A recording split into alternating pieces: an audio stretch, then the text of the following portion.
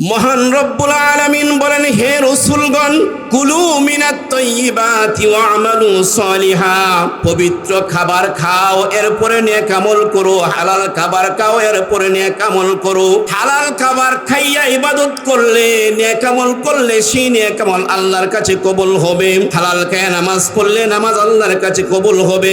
হালাল খাইয়া ইবাদত করলে আল্লাহর কাছে ইবাদত কবুল হবে। হালাল খাইয়া তেলাওয়াত করলে তেলাওয়াত কবুল হবে। হালাল খাইয়া জিকির পড়লে জিকির আল্লাহর কাছে কবুল হবে। হালাল খাইয়া বাইতুল্লাহর তওয়াফ করলে তওয়াফ কবুল হবে। হালাল খাইয়া হালাল পয়রা যদি আল্লাহর ঘরের তওয়াফ করে লাব্বাইকা বলে হাজিরা দেয়, সেই লাব্বাইক আল্লাহর কাছে কবুল হবে।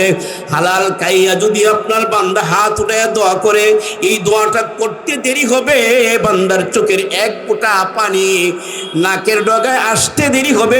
মহান আল্লাহ হালাল খানেওয়ালা আর হালাল পড়নেওয়ালা ব্যক্তিরা দোয়া আল্লাহর দরবারে কবুল হতে একটা সেকেন্ড দেরি হয় না।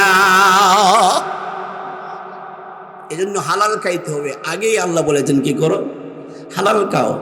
নেক আমলের কথা আগে না বলে আল্লাহ বলেন হালাল আগে খাও, পবিত্র খাবার খাও। ও আমালু সলিহা, এরপরে নেক আমল করো। নবীদেরকেই বলেছেন আল্লাহ, আমাদেরকেও আল্লাহ বলেছেন অন্য জায়গায়, ইয়া আইয়ুহাল্লাযীনা আমানু কুলু মিন তাইয়্যিবাতি মা রাযাকনাকুম ওয়াশকুরু লিল্লাহি ইন কুনতুম ইয়্যাহু তা'বুদুন। হে ঈমানদারগণ, তোমরা হালাল এবং পবিত্র খাবার খাও, হালাল পবিত্র খাবার খাও এবং মহান রব্বুল আলামিনের শুকর আদায় করো, কৃতজ্ঞতা স্বীকার করো। ইন কুনতুম ইয়্যাহু তা'বুদুন, যদি তোমরা একমাত্র সেই রবের গোলামি করে থাকো। আমরা কার গোলামি করি? জোরে বলেন কার? তাহলে হালাল খাইতে হবে আগে, হালাল খাইতে হবে, হালাল পড়তে হবে। নবী আলাইহিস সালাতু ওয়াস সালাম বলেন, قال رسول الله صلى الله عليه وسلم من اشترى ثوبا ب10 دراهم وفيه درهم حرام لم يقبل الله تعالى له صلاة ما دام عليه أو كما قال عليه الصلاة والسلام।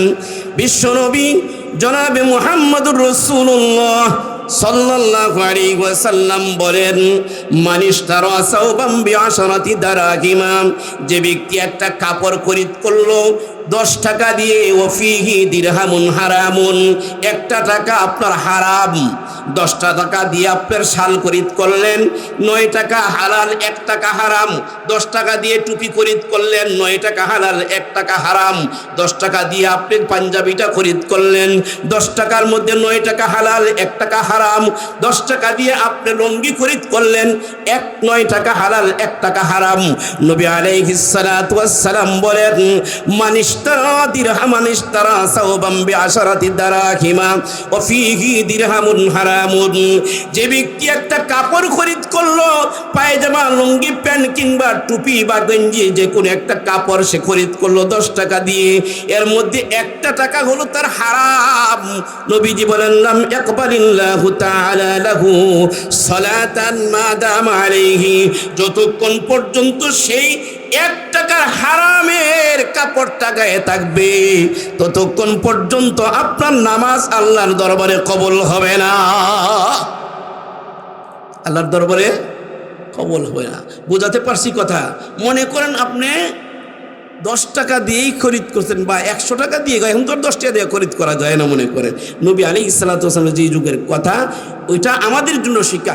যত টাকা দিয়ে আপনি খরিদ করেন জামা কাপড়, কিন্তু এর মধ্য থেকে যদি আপনার 1 টাকা যদি আপনার হারাম থাকে, তাহলে আপনার এই দামি কাপড়ও কি হয়ে যাবে? বরবাদ হয়ে যাবে। এই কাপড় পরে ইবাদত করলে ইবাদত হবে? কে বলেছেন? বলেন তো কে বলেছেন? হাবিবুল্লাহ আজহারি বলছে নাকি? জোরে বলেন, জোরে বলেন না। নবী মুহাম্মদুর রাসূলুল্লাহ সাল্লাল্লাহু আলাইহি ওয়াসাল্লাম বলেছেন, যে একটাই মাত্র মানুষ ছিল দুনিয়াতে, যিনি তার পুরো 63 বছরের জিন্দেগিতে একটা মিথ্যা কথাও বলেন নাই। তিনি কে? চিল্লায়ে বলেন। মুহাম্মদুর একটা কথাও জীবনে মিথ্যা বলেন নাই। তাইলে নবী যে বলছেন এই কথাটাও তো সত্য, ঠিক না? 1 টাকা যদি আপনার হারাম থাকে, এই হারাম টাকার জামা যতক্ষণ আপনার গায়ে থাকবে আপনার নামাজ কবুল হবে না। আপনি নামাজ পড়লে নামাজ কবুল হবে না। 10 টাকা দিয়ে জামা খরিদ করলেন, এই 10 টাকার জামার মধ্যে একটা টাকা যদি আপনার হারাম থাকে, যতক্ষণ পর্যন্ত এই জামাটা আপনার গায়ে থাকবে ততক্ষণ পর্যন্ত আপনার নামাজ যেমন কবুল হবে না, ঠিক তদ্রূপভাবে আপনি জিকির পড়লে জিকির কবুল হবে না, কোরআন শরীফ তেলাওয়াত করলে তেলাওয়াত কবুল হবে না। আপনি যদি বাইতুল্লাহর তওয়াফ করেন, মক্কাতুল মুকাররমায় যান, লাব্বাইকা আল্লাহুম্মা লাব্বাইকা লা শারীকা লাকা লাব্বাইকা ইন্নাল হামদা ওয়ান নি'মাতা লাকা ওয়াল মুলক লা শারীকা লাক লা শারীকা লাক বলতেছেন, যেই মাত্র আপনার ইহরামের কাপড়টা পরে ফেলে হাজী সাহেব, যেই মাত্র হাজী সাহেব ইহরামের কাপড় পরে, আর এই ইহরামের কাপড় যে পরলো, মনে করেন ইহরামের কাপড়টা কিনছে, যত টাকা দিয়ে কিনছে এর মধ্যে আপনার একটা টাকা বা একটা পয়সা আপনার হারাম আছে, অথবা আপনার পাসপোর্ট করছে হারাম পয়সা দিয়ে, ভিসা করছে হারাম পয়সা দিয়ে, টিকিট করছে হারাম পয়সা দিয়ে, হারামের কাপড় তো সুন্দর করে পরছে, আর হারামের কাপড় পরে রবের দরবারে যাইতেছে আল্লাহর ঘরে হাজিরা দেওয়ার জন্য, আল্লাহর কাছে যাইতেছে, আল্লাহর কাছে যাইতেছে হাজিরা দেওয়ার জন্য, আর বলতেছে লাব্বাইকা আল্লাহুম্মা লাব্বাইকা লা শারীকা লাকা লাব্বাইকা ইন্নাল হামদা ওয়ান নি'মাতা লাকা ওয়াল মুলক লা শারীকা লাকা। আল্লাহ তাআলার পক্ষ থেকে যেন আওয়াজ আসে, না না না, তোর লাব্বাইক আমি আল্লাহর দরবারে কবুল না। কেন কবুল না? তুই যে এই জামা পরে আসছস, ইহরাম পরছস, পাসপোর্ট আর ভিসা আর টিকিট করছস, আর যে খাবার খাইছস এর মধ্যে তোর হারাম পয়সা আছে, এই জন্য এই কবুল হবে না। বাইতুল্লাহর তওয়াফ কি এত সহজ না? এত আমার আপনার সাথে সাহাবীরা কত জ্ঞানী ছিলেন। একজন সাহাবী আল্লাহর নবীজিকে বলেন, ইয়া রাসূলুল্লাহ, ইয়া হাবিবাল্লাহ, ইয়া রাসূলুল্লাহ, ইয়া হাবিবাল্লাহ, ওগো বিশ্ব নবী, মায়ার নবী, দয়ার নবী, রহমাতুল লিল আলামিন, মানুষেরা হাত উত্তোলন করে আল্লাহর কাছে দোয়া করে, কিন্তু দোয়া কবুল হয় না কেন? দোয়া তো কবুল হয় না, এবং দোয়া কবুল হওয়ার মতো কোনো লক্ষণ বা আলামত দেখা যায় না। কারণটা কি? আল্লাহর রাসূল বলেন, আল্লাহর রাসূল বলেন, সাহাবী শোনো, সাহাবী শোনো, তা'আমুহু হারামুন ওয়া তা'আমুহু হারামুন, খাবারটা হলো হারাম, ওয়াইলবিসুহু হারামুন, আর কাপড়টা যা পড়ছে গায়ে কাপড়টাও হারাম। কাপড়ও কি হারাম, কাবারও হারাম, কাবার হারাম, কাপড় হারাম। এই কারণে আল্লাহর কাছে এই দোয়া কি হয় না? কবুল হয়। আমরা অনেকে দোয়া করি, হুজুর দোয়া তো কবুল হয় না। হালালেরও আপনার কি আছে? একটা প্রভাব আছে, হারামেরও কি আছে? একটা প্রতিক্রিয়া আছে। হালালের প্রতিক্রিয়া আর হারামের প্রতিক্রিয়া কেমন দেখেন। নবী আলাইহিস সালাতু ওয়াস সালাম বলেন, হালাল খাইবা, হালাল খাওয়ার পরে যখন তুমি দোয়া করবা, দোয়ার মধ্যে একটা আলাদা মজা পাইবা। সুবহানাল্লাহ বলেন। হালাল খাবার খাইলে আর হালাল জামা কাপড় পরিধান করে যখন কোনো মানুষ চলতে থাকে, তখন সেই মানুষটার দিলের মধ্যে একটা নূর পয়দা হয়। জোরে বলেন। হালাল খাবার খাইলে দিলের মধ্যে নূর পয়দা হয়। হালাল খাবার খাইলে পরে আপনার দিলের মধ্যে সৎ সাহস পয়দা হয়। হালাল খাবার খাইলে পরে নেক আমল করার তৌফিক অর্জন হয়। জোরে বলেন সুবহানাল্লাহ। হালাল খাবার খাইলে পরে আপনার হক কথা বলার মতো আপনার সাহস বুকের মধ্যে থাকে। জোরে বলেন সুবহানাল্লাহ। পক্ষান্তরে যদি কোনো মানুষ হারাম খায়, হারাম খাওয়ার কারণে আপনার দিলটা আপনার কালো হয়ে যায়, ময়লা হয়ে যায়। হারাম খাওয়ার কারণে আপনার নেক আমল করার মতো আপনার ভাব থাকে না, মনোভাব থাকে না।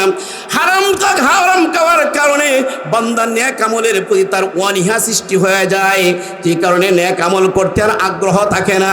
হারাম খাবার খাইলে পরে মানুষটা কাপুরুষ হয়ে যায়, সৎ কথা বলতে পারে না। হারাম খাইলে আপনি হারাম খায়া যদি আপনি কি করেন, আপনার বাচ্চা পয়দা দেন, এই হারামের খাওয়ার কারণে যে আপনার শরীরে রক্ত হয়েছে, গোশত হয়েছে, হারাম খাবারের দ্বারাতে আপনার বীর্য তৈরি হয়েছে, স্বামী স্ত্রী বীর্যর মাধ্যমে আপনার সন্তান হয়, এটার প্রভাব সন্তানের মধ্যে পড়ে। হাকিমুল উম্মত শাহ আশরাফ আলী তানভী সাহেব রহমতুল্লাহ আলাইহি বলেন, এক যুবক বিয়ে করেছে। বিয়ে করার পরে কিছুদিন পর তার স্ত্রী তাকে সংবাদ শোনালো যেন আমি গর্ভবতী হয়েছি, আমি গর্ভবতী হয়েছি। স্বামী বলল ঠিক আছে, আমরা দুইজন এখন থেকে ওয়াদাবদ্ধ হই, আল্লাহর সাথে অঙ্গীকারাবদ্ধ হই, আমরা কোনো হারাম জিনিস খাবো না, সন্দেহযুক্ত কোনো জিনিসের দিকে আমরা তাকাবো না, দেখবো না, হাত দিব না, ধরবো না, ছুঁইব না। ঠিক আছে, চলতেছে।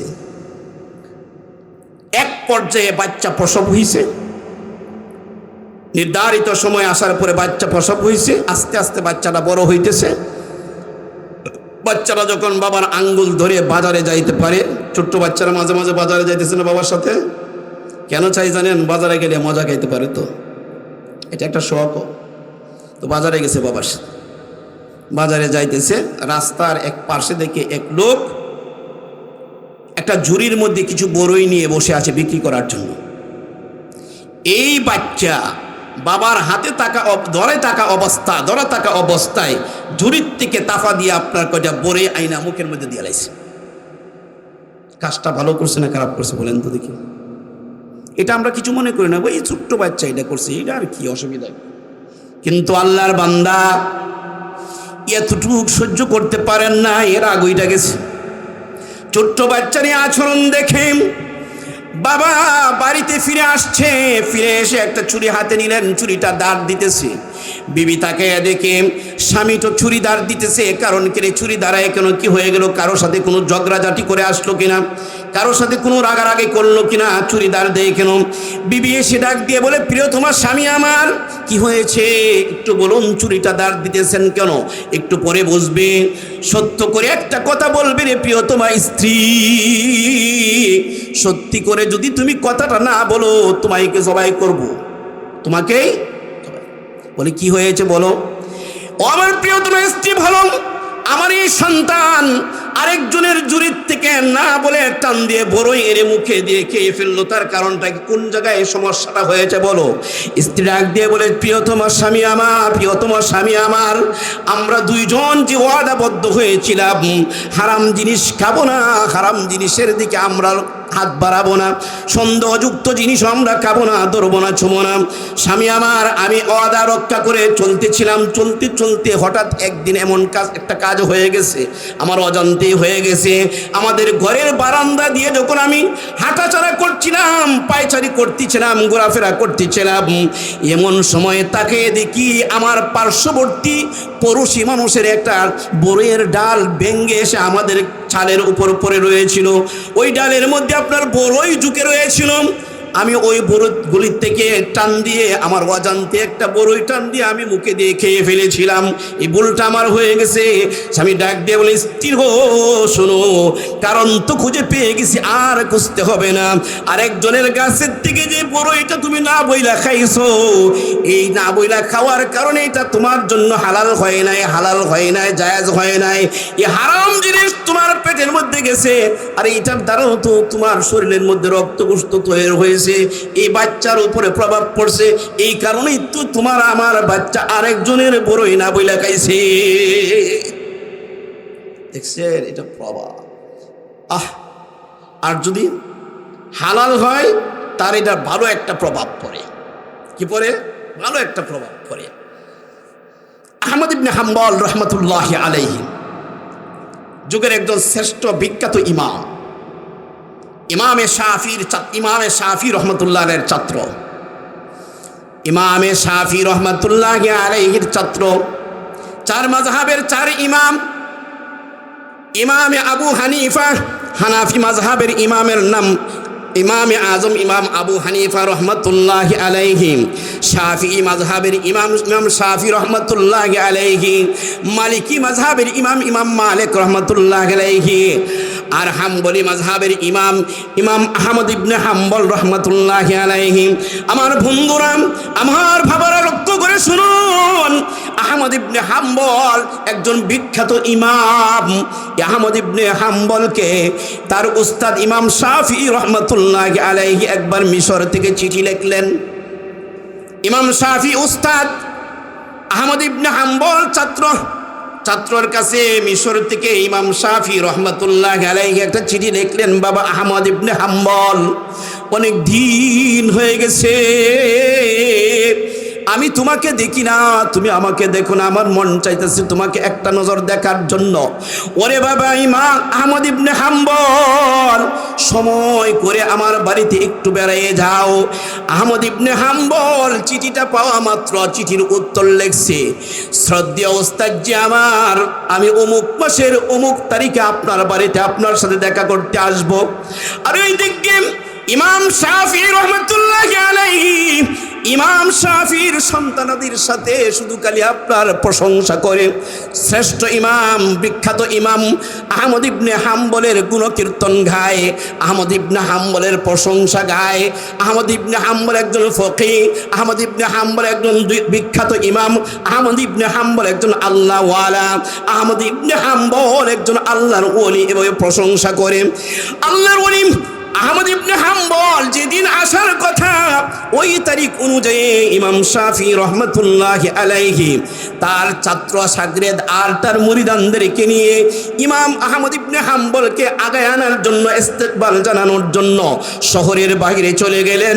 শহরের বাহির থেকে আহলান সাহলান লাল গোলাপ শুভেচ্ছা দিয়ে ইমাম আহমদ ইবনে হাম্বলকে বাড়িতে আনলেন, বাড়িতে টাকা খাওয়ার ব্যবস্থা করলেন। ইমাম শাফির বাড়িতে আপনার খাবারের ব্যবস্থা করলেন। সন্ধ্যা রাত্রের খাবার যখন দেওয়া হয়েছে, ইমাম আহমদ ইবনে হাম্বলের কাছে যখন খাবার হাজির করা হয়েছে, আহমদ ইবনে হাম্বল খাবারগুলি এমন ভাবে খাইছে, তাড়াতাড়ি করে খাবার খাইছে। খাবার যা দেওয়া হয়েছিল সবগুলি খাবার খেয়ে শেষ করে ফেলেছে। পুরা পেটটা আপনার ভরপুর করে পূর্ণ উদর ভরে আপনার খাবার খেয়েছে।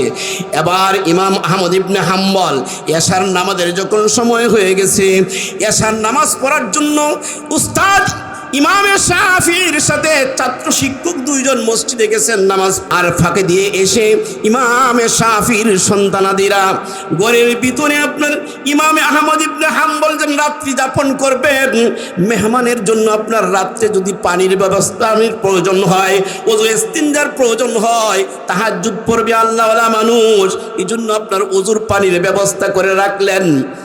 এশার নামাজ পড়ে আসছে, এখানে ঘুমাইছে। হযরত ইমাম শাফি রহমাতুল্লাহি আলাইহি আবার ফজরের আযান যখন হয়ে গেছে, ছাত্র আহমদ ইবনে হাম্বলকে নিয়ে মসজিদে গেছে নামাজ পড়ার জন্য। ফজরের নামাজ পড়তে গেছে, ফাঁকে দিয়ে ইমাম শাফি রহমাতুল্লাহি আলাইহির সন্তানাদিরা এই ঘরের ভিতরে রুমের ভিতরে ঢুকছে, যেই রুমের ভিতরে মেহমানকে থাকার জন্য দেওয়া হয়েছিল আহমদ ইবনে হাম্বলকে। আহমদ ইবনে হাম্বলকে যে ওযুর পানি দেওয়া হয়েছিল, তাকে দেখে ওযুর পানি, ওযুর যা পানির জায়গায় রয়ে গেছে, এক ফোঁটা পানিও আপনার শেষ হয় নাই। মেয়েদের মধ্যে আপনার প্রশ্ন জাগছে, হাই হাই আমার আব্বা ইমামে শাফি রহমতুল্লাহ আলাইহি কার এত প্রশংসা করলো যে নাকি আল্লাহওয়ালা, নাকি আহমদ ইবনে হাম্বল নাকি বড় ফকিহ বিখ্যাত ইমাম। কিন্তু আহমদ ইবনে হাম্বল কাজটা কি করলো? রাতের বেলায় খাবার দিলাম, খাবারগুলি তো আপনার উচিত ছিল ছোট ছোট করে লোকমা দিয়ে কানা খাওয়া, ছোট ছোট লোকমা দিয়ে খাবার খাওয়া, এটা রাসূলের সুন্নাত। জোরে বলেন সুবহানাল্লাহ। ছোট ছোট লোকমা দিয়ে খাবার খাওয়া। আর মেহমান হইলে মেজবানের বাড়িতে যা খাবার দেওয়া হয় মেহমানকে, ওই খাবার সব শেষ না করে কিছু হলেও ফেরত দেওয়া। সব যদি খায়া শেষ করেন তাহলে মেজবান মনে করবে মনে হয় তার চাহিদা আরো ছিল, হাই হাই দিতে পারলাম না, এই জন্য কিছু হইলেও কি করা, ফেরত দেওয়া। কিন্তু ভাইরা আমার, আহমদ ইবনে হাম্বল সব খাবারকে সাবার করে ফেলেছে, কোনো খাবার ফেরত দেয় নাই। রাতের বেলায় তাহাজ্জুদের নামাজও পড়ে নাই। ইমামে শাফি রহমাতুল্লাহি আলাইহির সন্তানাদিরা প্রশ্ন করলো, আব্বাজান এটা কোন লোকের প্রশংসা এতদিন পর্যন্ত আমাদের কাছে শোনাতে ছিলেন, আমাদেরকে শোনাতে ছিলেন? যেই লোকটাই মেহমান হিসাবে আসলো, খাবারগুলি সবকে শেষ করলো, আব্বাজান ওযুর পানি দিয়েছিলাম, সারা রাত্র ঘুমাইলো, তাহাজ্জুদের নামাজও পড়লো না, এটা কেমন ইমাম, কেমন বিখ্যাত ইমাম? ইমামে শাফি কয় হওয়া কথা ঠিক। তাহলে জিজ্ঞাসা করি, ইমামে শাফি রহমাতুল্লাহি আলাইহি ছাত্র আহমদ ইবনে হাম্বলকে ডেকে বলেন, বাবা আহমদ ইবনে হাম্বল রে, কতদিন ধরে তুমি এমন হয়েছো, এমন কিভাবে হইলে? এমনিতেই আহমদ ইবনে হাম্বল ডাক দিয়ে বলে, উস্তাদজি বুঝতে পেরেছি আপনাদের দিলের মধ্যে কোন প্রশ্ন জাগছে, ওই প্রশ্নটা আমি বুঝতে পেরেছি। আমি যেন খাবার খাইলাম ফেরত দিলাম না, কেন দিলাম না এটারও একটা কারণ আছে। সারা রাত্র আমি যেন আবার ফজরের নামাজে গেলাম, উজুর পানিও পুরাইলাম না, এটারও একটা কারণ আছে। উস্তাদজি শুনুন, আমাকে যখন আপনার ঘরে খাবার দেওয়া হয়েছিল, আমার সামনে যখন আপনার দস্তরখানটা বিছাইয়া দিয়েছেন, উস্তাদজি এমনিতে তাকাইয়া দেখি আপনার পুরাটা ঘর নূরে নূরান্বিত হয়ে গেছে। ও আমার প্রিয় উস্তাদজি, খাবারটা যখন আমার সামনে হাজির করা হয়েছে, খাবারের দিকে তাকিয়ে দেখি আসমান থেকে বৃষ্টির মতো রহমত আর বরকত নাজিল হইতেছে। সুবহানাল্লাহ বলবেন না?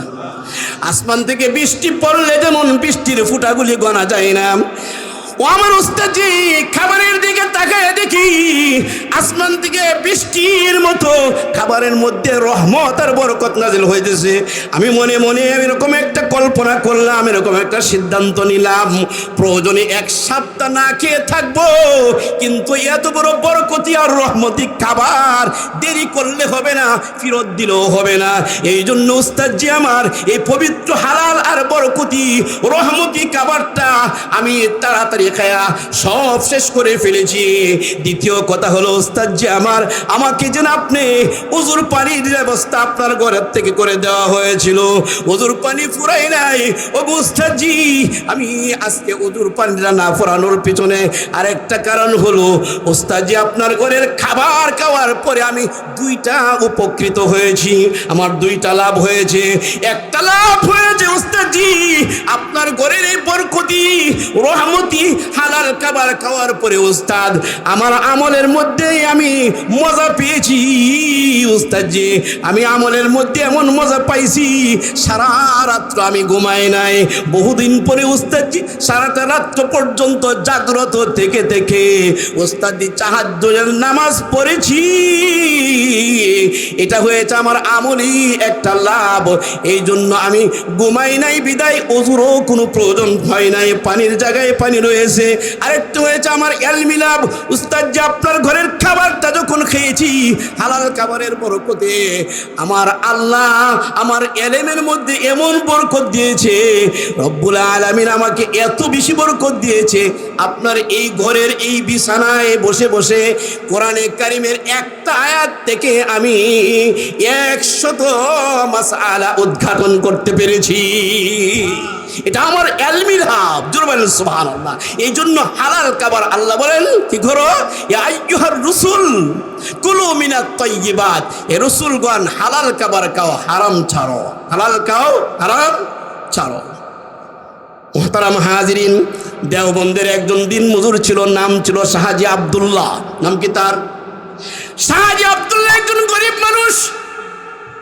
এত গরিব শাহজি আব্দুল্লাহ বন্দের থেকে আপনার গাছ কেটে মাথায় বহন করে বাজারে নিয়ে এক পূজা বা গাছ বিক্রি করে 6 পয়সা। সুবহানাল্লাহ, কয় পয়সা? 6 পয়সা গাছ বিক্রি করে। আজীব মানুষ, 6 পয়সা গাছ বিক্রি করে। গ্রাহক বেশি থাকলেও 6 পয়সা, কম থাকলেও 6 পয়সা, রৌদ্র থাকলেও 6 পয়সা, বৃষ্টি থাকলেও 6 পয়সা, শীতের মৌসুমও 6 পয়সা, গরমের মৌসুমও 6 পয়সা। আবার আশ্চর্য মানুষ 6 পয়সা গাছ বিক্রি করে। এই শাহজি আব্দুল্লাহ 3টা ভাগে ভাগ করতেন। 2 পয়সা সাথে সাথে করে গরিব মিসকিন বিধবাদের পিছনে আপনার দান করে দিয়ে দিতেন, আর 2 পয়সা আপনার ওনার পরিবারের জন্য আপনার খরচ করতেন। 2টা পয়সা উনি জমা করে রাখতেন। সুবহানাল্লাহ বলেন। এমন আজীব কারণ। আমাদের অবস্থা হলো, বাজারে যদি গ্রাহক থাকে বেশি আর মাল যদি থাকে তো কম, তো ব্যবসায়ীরা আপনার মালের দাম কমায় দেয় না বাড়ায় দেয়? আগের দাম থাকে নাকি দাম বাড়ে? কিন্তু বন্ধুরা আমার, শাহজি আব্দুল্লাহ যখন গাছ বাজারে নিয়ে যাইতো, শাহজি আব্দুল্লাহর গাছ নেওয়ার জন্য বাজারের লোকেরা আপনার লাইন ধরে দাঁড়িয়ে থাকতো। এই জন্য যে শাহজি আব্দুল্লাহর গাছ যদি আমরা নিয়ে আমাদের গাভীকে খাওয়াতে পারি, মহিষকে খাওয়াতে পারি, তাহলে এই শাহজি আব্দুল্লাহর গাছ খাইলে আমাদের গাভী আর আমাদের মহিষের বানের মধ্যে বাটের মধ্যে দুধের বরকত হয়, দুধের ফোয়ারা জারি হয়, দুধ বেশি হয়, জোরে বলেন সুবহানাল্লাহ। এমন যদি হয় তাহলে ঘাস আনার জন্য এই লোকের ঘাস আনবে না তাড়াতাড়ি করে? হ্যাঁ, তাড়াতাড়ি ঘাস।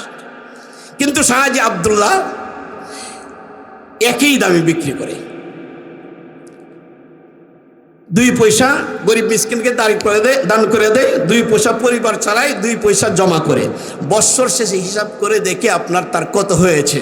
বৎসর শেষে হিসাব করে দেখে আপনার 60 টাকারও কিছু বেশি হয়েছে। অর্থাৎ 60 টাকার কত বেশি হয়েছে, আমি এটা ক্যালকুলেটর দিয়ে অঙ্ক করে দেখেছি। 360 দিনে যদি বৎসর ধরা হয় তাহলে 2 পয়সা করে যদি আপনার 360 দিয়ে যদি 2 পয়সাকে আপনার কি দেওয়া হয়, ফোরন দেওয়া হয়, তাহলে অঙ্ক দাঁড়ায় 60 টাকা 20 পয়সা। আর যদি বৎসর গণা হয় আপনার 365 দিনে, তাহলে আপনার টাকা হয় 60 টাকা 30 পয়সা। এই 60 টাকা 30 পয়সা দিয়ে বৎসর শেষে একবার বৎসরে দেশের আলেম ওলামাদেরকে দাওয়াত করে তার বাড়িতে খানা খাওয়াইতেন। তৎকালীন সময়ে দারুল উলুম দেওবন্দের সাদরুল মুদাররিসিন আল্লামা ইয়াকুব নানুতাবি রাহমাতুল্লাহি আলাইহি বলেন, আমরা শাহজি আব্দুল্লাহর বাসায় দাওয়াত খাওয়ার জন্য অপেক্ষায় থাকতাম। কোন দিন শাহজি আব্দুল্লাহ আমাদেরকে তার বাসায় দাওয়াত করবে আর তার বাসায় দাওয়াত খাবো। কারণ তার বাসায় যদি দাওয়াত খাইতে পারি, শাহজি আব্দুল্লাহর বাসার দাওয়াতটা খাইতে পারলে, একদিন যদি একটা লোকমা খাইতে পারছি, 40 দিন পর্যন্ত, ইয়াকুব নানুতাবি বলেন 40 দিন পর্যন্ত ইবাদতের মধ্যে আলাদা আলাদা মজা পেয়েছি। ইবাদত করলে মজা পেয়েছি, জিকির পড়লে মজা পেয়েছি, নামাজ পড়লেও মজা পেয়েছি, এভাবে যখন হাত উঠে দোয়া করেছি মজা পেয়েছি। জোরে বলেন সুবহানাল্লাহ। হালাল খাবারের মজা এটা, জোরে বলেন সুবহানাল্লাহ। এটা হলো হালাল খাবারের প্রভাব। কিন্তু হারাম খাবেন তো আপনার হারাম খাবারের মধ্যে কোনো মজাও নাই, ইবাদতের কোনো আগ্রহ থাকে না, দোয়া করলে দোয়া কবুল হয় না। নবী আলাইহিস সালাতু ওয়াস সালাম বলেন, عن أبي هريرة رضي الله تعالى عنه قال قال رسول الله صلى الله عليه وسلم الربا 70 جزءا أيسرها أن ينكح الرجل أمه। নবী আলাইহিস সালাতু ওয়াস সালামের সাহাবী হযরত আবু হুরায়রা থেকে হাদিস বর্ণিত, তিনি বলেন বিশ্বনবী মুহাম্মদুর রাসূলুল্লাহ সাল্লাল্লাহু আলাইহি ওয়াসাল্লাম বলেন, আর রিবা 70 জুজআন আইসারুহা আয়ানকিহার রাজুলু উম্মাহু। সুদের 70টা স্তর আছে। সুদ হালাল না হারাম বলেন তো দেখি, চিৎকার মেরে বলেন, সুদ হালাল না হারাম? এই হারাম যে, এই হারামেরও 70টা স্তর আছে, সুদের 70টা স্তর আছে। নবী বলেন সুদের 70 স্তরের মধ্যে আইসারুহা, সবচেয়ে নিম্ন স্তরের যে স্তরটা, সবচেয়ে কম দরজার যে স্তরটা, এটা হলো আইয়ানকিহার রাজুলু উম্মাহু, কোনো ব্যক্তি তার মাকে বিয়ে করা। যেই মার গড়তে হইছে, এই মারে বিয়ে করলে যেই গুনাহ, সুদ খাইলে, এটা হলো শুরুটা, এত বড় আরো লইছে 69টা। কি লইছে? وقال عليه الصلاة والسلام أتيت ليلة أسري بي على قوم بطونهم كالبيوت فيها الحيات ترى من خارج بطونهم فقلت من هؤلاء يا جبريل؟ فقال جبريل عليه الصلاة والسلام هؤلاء آكلة الربا।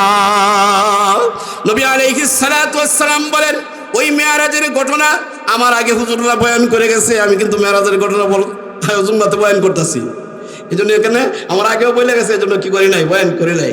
তো রাসূল বলেন আতাইতু লাইলাতান উসরিয়া বি।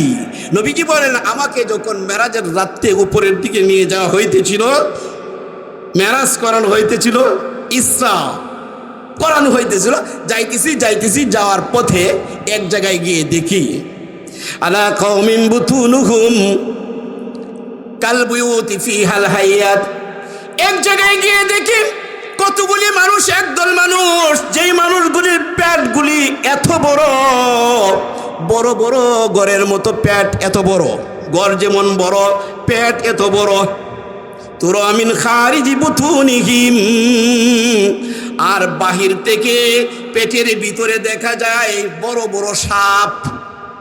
নাউজুবিল্লাহ বলবেন না। পেটের ভিতরে দেখা যায় বড় বড় সাপ। সাপে কি করে বলেন না, বলেন না, কিছু বুঝেন না? সাপে চুমা দেয়, আদর করে। আল্লাহর নবী বলেন, আমি ওই রাত্রি জিব্রাইলের সাথে যখন চলতেছিলাম, জিব্রাইলের সাথে চলতে চলতে এক জায়গায় গিয়ে দেখি একদল মানুষ, যে মানুষের পেটগুলি হয়েছে কালবুয়ুতি ফিহাল হাইয়াত, বড় বড় ঘরের মতো তাদের পেটগুলি এমন বড় বড় বড়। পেটের ভিতরে তুরা মিন খারিজি বুতুনিহিম, বাহির থেকে পেটের ভিতরে দেখা যায় সাপগুলি তাদেরকে কামড়াচ্ছে। হযরত রাসূল সাল্লাল্লাহু আলাইহি ওয়াসাল্লাম বলেন, ফাকুলতু মান হাউলা ইয়া জিব্রাইল, ও ভাই জিব্রাইল, এই লোকগুলি কারা যাদের পেটগুলি এত বড় আর পেটের ভিতরে বড় বড় সাপগুলি তাদেরকে কামড়াচ্ছে, লোকগুলি কারা? হযরত জিব্রাইল বলেন, ফাকালা জিব্রাইল আলাইহিস সালাতু ওয়াস সালাম, হাউলাই আকিলাতুর রিবা। ওগো মায়ার নবী, ওগো দয়ার নবী রাহমাতুল লিল আলামিন, এই লোকগুলি হয়েছে দুনিয়াতে থাকতে যারা সুদ খাইত, এই সুদখোরের দল, এই সুদখোরের দল, এরার এই অবস্থা। عن جابر رضي الله تعالى عنه قال لعن رسول الله صلى الله عليه وسلم آكل الربا ومؤكله وكاتبه وشاهديه أو كما قال عليه الصلاة والسلام। আপনারা বলবেন, হুজুর আমরা সুদ খাই না, আমরা এটা থেকে বাচ্চা আছি। কিছু মানুষ আছে সুদ খায় না কিন্তু সুদ নেয়নি। নবীজির সাহাবী জাবের বলেন, নবী আলাইহিস সালাতু ওয়াস সালাম অভিশাপ করেছেন ওই সমস্ত লোকদের উপরে, আকিলুর রিবা, যারা সুদ খায়, অর্থাৎ সুদদাতা, ওয়া মুকিলাহু, যারা সুদ গ্রহণ করে, সুদদাতা সুদগ্রহিতা, ওয়া কাতিবাহু, সুদের লেখক, হ্যান্ডনোট লেখা দেন, যিনি হ্যান্ডনোট লেখা দেয়নি, কেউ দেয়নি। সুদখোরের যেই গুনাহ, সুদ গ্রহিতার সেই গুনাহ। সুদ, আপনি বলবেন আমি খাইও না আনিও না, তবে আমি কি করি, লেখা দিই, আপনারও সেই পরিমাণ গুনাহ। বলেন আমি লেখিও না, খাইও না, আনিও না, তবে আমি সাক্ষী থাকি। আল্লাহ নবী ওয়া শাহিদাইহি, যারা সাক্ষী থাকে, ওয়াকালা হুম সাওয়াউন, আল্লাহর নবী বলেন এই সবগুলি এক সমান পরিমাণ শাস্তির যোগ্য হবে। সুদ খাইয়া যেই পরিমাণ আপনার অপরাধী, যেই পরিমাণ জাহান্নামের আগুনে জ্বলবে, ঠিক তদ্রূপভাবে সুদ গ্রহীত সেই পরিমাণ সেই পরিমাণ শাস্তির যোগ্য হবে, জাহান্নামের আগুনে জ্বলবে, সাপ বিচ্ছু কামড়াবে। ঠিক তদ্রূপভাবে যারা আপনার হ্যান্ডলুট লেখা দেয়, তারাও সেই পরিমাণ শাস্তি পাবে, সেই পরিমাণ জাহান্নামের আগুনে ভুগবে, জাহান্নামের আগুনে আর জাহান্নামের আগুনে জ্বলবে, আর জাহান্নামের সাপ বিচ্ছু কামড়াবে। যারা সাক্ষী থাকবে তারাও সেই পরিমাণ আপনার কি হবে, গুনাহগার হবে, সেই পরিমাণ শাস্তির যোগ্য হবে। আর ওই যে আগেও বলা হয়েছে, সুদখোরের সবচেয়ে নিম্ন স্তরের যে আপনার এটা হলো নিজের আপন মাকে বিয়ে করা। তাইলে সুদ যে খায় সে যেমন নিজের মাকে বিয়ে করলে যেই গুনাহ হয়, সুদ যে আনে সেও আপনার কি সেও যেন তার মাকে বিয়ে করলো। সুদের যে লেখা দেয় সেও যেন তার মাকে বিয়ে করলো। সুদের যে সাক্ষী হয় সেও যেন আপনার তার মাকে বিয়ে করলো। নাউজুবিল্লাহ বলেন। আজকে থেকে ওয়াদা করুন ইনশাআল্লাহ আমরা সুদ খাবো। জোরে বলেন, আমরা সুদ খাবো না। আমরা সুদ খাবো, সুদ আনবো, সুদের লেখক হব, সুদের সাক্ষীও হব না। আল্লাহ আপনি আমাদেরকে দয়া করে কবুল করেন, বলেন আমিন। আল্লাহ আমাদেরকে সুদ মুক্ত, হারাম মুক্ত, হালাল খাইয়া যেন আপনার ইবাদত করতে পারে। আল্লাহ যতটুকু ইবাদত করার সুযোগ করে দেন আপনি, দয়া করে আপনি আমাদের জন্য হালাল খাবারের ব্যবস্থা করেন। হালাল পরনের ব্যবস্থা করেন, হালাল খাইয়া হালাল পইরা যেন আল্লাহ আপনাকে ডাকতে পারি, যেন আপনি আমাদের এই ডাকটা শুনেন। রব দয়া করে আমাদেরকে সুদ মুক্ত হারাম মুক্ত জীবন গড়ার তৌফিক দান করেন, বলেন আমিন। আল্লাহ আমাদের সবাইকে তৌফিক দান করেন। আচ্ছা, শেষ কথা বলে ফেলি, হাই হাই রে, আচ্ছা বলেন, সুদ যেমন হারাম, হারাম সুদ হারাম না? সুদ হারাম। আপনি আমি যে সকালবেলায় বাথরুমে যখন চাপ দেয়, এই বাথরুমে চাপ দিলে এটারই কি আপনার যত্ন করে বিছানার ভিতরে রাইখা দেন ফ্রিজে বইরা? কি করেন এটা? বাথরুমে গিয়ে এটা সাইরা দিয়ে আসেন, ওইটা মনে হয় হালাল নাকি? ওইটা হালাল, এটা হালাল। তাহলে এটা যদি হালাল না হয়, এটাও হালাল না, এটাও হারাম, এটাও হারাম, ওইটাও হারাম, ওইটাও হারাম, এটা যদি খাইতে পারেন তো আমি এটা খাইতে পারেন না কেন? মনে পড়ে গেল মরহুম আব্দুর রহমান জামি রহমতুল্লাহি আলাইহির কথা। আল্লাহ তাকে জান্নাতের উঁচু মাকাম নসিব করেন, বলেন আমিন। মরহুম জামি সাহেব রহমতুল্লাহ আলাই বলতেন, বিয়ের বাড়িতে গিয়েছো তুমি, যেন তুমি বিয়ের বাড়িতে গেছো, বিয়ের বাড়িতে তোমার সামনে আয়না কোরমা পোলাও বিরিয়ানি সব কিছু সাজায় গোছায় একবারে রাখছে। যে প্লেটটা দিছে, প্লেটের যে কানি আছে এই সাইডে একটা কাঠি দিয়ে একটু ফাইখানা রেখে দিছে। আপনি খাবেননি বিয়ের বাড়িতে? এই বাসনও খাইবেননি? এই বাসন দইয়া আনলেও তো আপনি করবেন, এইটার মধ্যে অন্তত পক্ষে কি দেখ কালাইছি, অন্তত পক্ষে আজকে করতাম না, খাইতাম না। তাহলে এটার মধ্যে এত আপনার কি ঘৃণা, ওইটার প্রতি আপনার ঘৃণা হয় না কেন?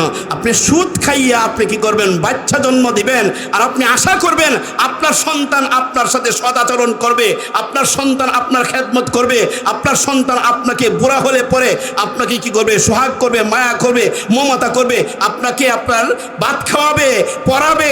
এই আশা করাটা ভুল হবে, এই আশা করাটা কি হবে? ভুল হবে। আপনার এই সন্তান থেকে আপনি খেদমতের আশা করতে পারেন না, কারণ আপনার এই সন্তান সুসন্তান হিসাবে গড়ে উঠবে না, এটা কুসন্তান হিসাবে আপনার জন্মই দিয়েছে। অতএব কারণে দোস্ত আহবাব, কেউ রাগ করবেন না আমার প্রতি। যেন হুজুর আজকে হঠাৎ করে এমন একটা গরম বক্তব্য দিয়ে দিল, ইমানই তাকাজায় বলেছে। আল্লাহর ইচ্ছা, আল্লাহর কি? আল্লাহ তালার ইচ্ছা, আমি বলি নাই তো, আল্লাহ তালা বলাইছে। যেমন ওই দিন পাকুন্দে গিয়েছি, আমি আপনার বিষয় নিয়েছিলাম, মনে করছিলাম মুসলমানের হক, মুসলমানের উপরে 5টা, এই বিষয়ে কথা বলবো, কিন্তু গিয়ে ওখানে গিয়ে আলোচনা আই চলছে। এই আলোচনা করার কি আছে? রব যা বলায় এটাই বলতে হয়। আমি বলেছি ইখলাসের নিয়তে আল্লাহ তাআলা আমাদেরকে আমল করার তৌফিক দান করেন। কেউ যদি কষ্ট পেয়ে থাকেন, আমার করার কিছু নাই। তবে কষ্ট পাইলে আমার প্রতি যদি আপনি রাগ করেন, সেই রাগ যেন আপনি রাসূলুল্লাহর প্রতি করলেন, কারণ আমি রাসূলুল্লাহর কথা শুনিয়েছি। সেই রাগ যেন রাসূলুল্লাহর প্রতি করলেন না, নবীর প্রতি করলেন না, যেন আল্লাহর প্রতি করলেন। আল্লাহ তাআলা নিজে নিষেধ করেছেন, নবী নিষেধ করেছেন। এই জন্য আপনি রাগ করলে নবী এবং আল্লাহর সাথে করেন, কইরা মইরা মাটির নিচে গিয়ে দেন, কি মজা লাগে। আল্লাহ আমাদের সবাইকে সহি বুঝ দান করেন। যা কিছু বলেছি শুনেছি, কথাগুলির উপরে আমল করার তৌফিক দান করেন। পরিশেষে সকলের সুস্বাস্থ্য এবং দীর্ঘায়ু কামনা করছি। বিশেষত এই যুবকদের প্রতি আমি করছি উদারত আহ্বান রাখছি, প্রত্যেকটা যুবক যেন কে হয়ে যায়, নামাজি হয়ে যায়, মসজিদমুখী হয়ে যায়। আল্লাহ তাআলা এই যুবকদেরকে দ্বীনের মুজাহিদ হিসাবে কবুল করুন, বলেন আমিন সুম্মা আমিন। ওয়া আখিরু দাওয়ানা আনিল হামদুলিল্লাহি রাব্বিল আলামিন। আসসালামু আলাইকুম ওয়া রাহমাতুল্লাহি ওয়া বারাকাতুহু।